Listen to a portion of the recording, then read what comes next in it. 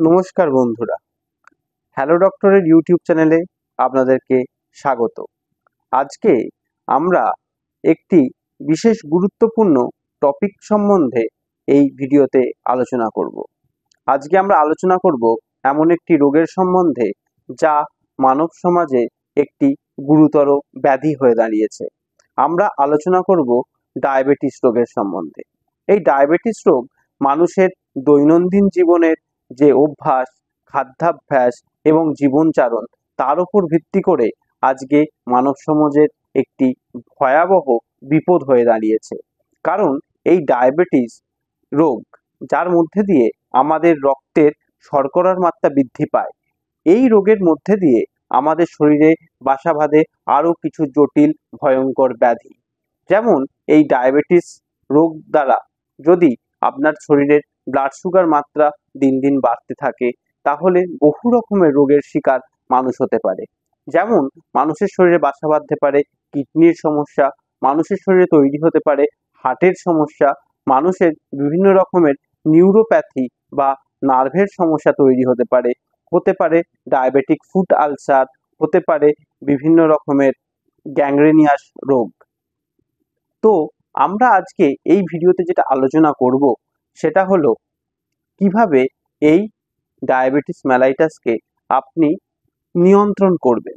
আমি নিয়ন্ত্রণ কথাটা কেন বলছি, কারণ এই ডায়াবেটিস রোগ যদি একবার আপনার শরীরে বাসা বাঁধে তা আর সম্পূর্ণভাবে নিরাময় করা যায় না, তাকে নিয়ন্ত্রণ করতে হয়। নিয়ন্ত্রণ করতে হয় মানুষের জীবনশৈলী, মানুষের খাদ্যাভ্যাস, মানুষের রোজ নামচা। যদি আপনি কিছু জিনিসকে আপনি নিয়ন্ত্রণের মধ্যে রাখতে পারেন, যেমন আপনার খাদ্যাভ্যাস, যেমন আপনার জীবনশৈলী, তাহলে এই ডায়াবেটিস মেলাইটাসকে অনেকটাই নিয়ন্ত্রণ করা যায়।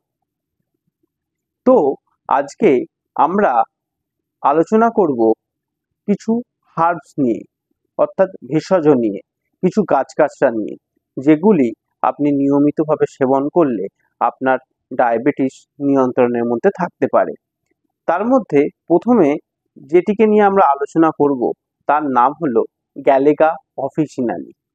এই গ্যালেগা অফিসিনালি গাছটি ভারতীয় নয়, এটি একটি বিদেশি গাছ, কিন্তু এই গাছ বহু যুগ ধরে ডায়াবেটিস রোগের নিয়ন্ত্রক হিসাবে ব্যবহার হয়ে আসছে।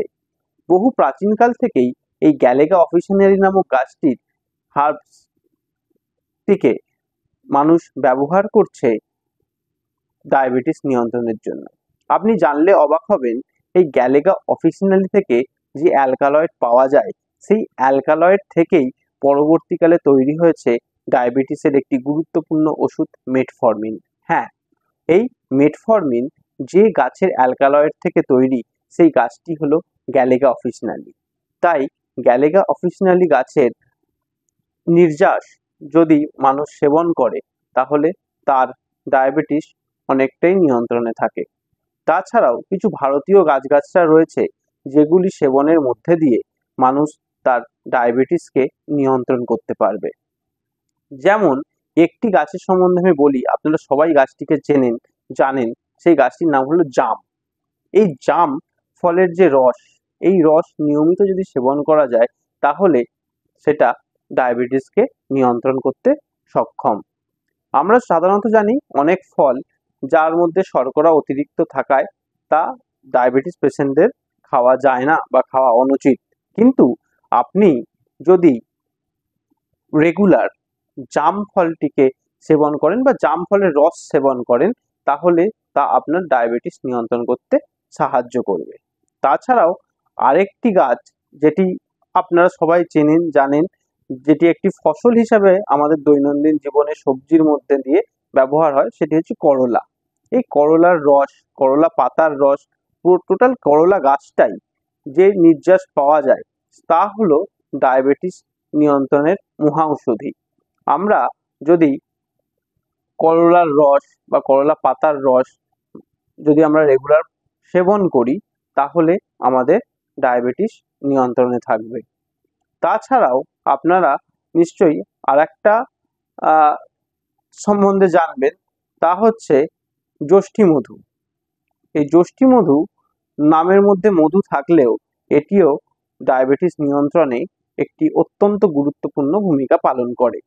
যদি আমরা এই ধরনের হার্বসগুলিকে রেগুলার আমাদের দৈনন্দিন জীবনে ব্যবহার করি বা দৈনন্দিন জীবনশৈলীর মধ্যে আশ্রয় দিই, তাহলে ডায়াবেটিস নিয়ন্ত্রণ করা অনেক ক্ষেত্রেই সম্ভব। তাছাড়াও আরও অনেক কিছু আছে যেগুলোকে আমরা যদি মেনে চলি তাহলে ডায়াবেটিস নিয়ন্ত্রণ করা যাবে।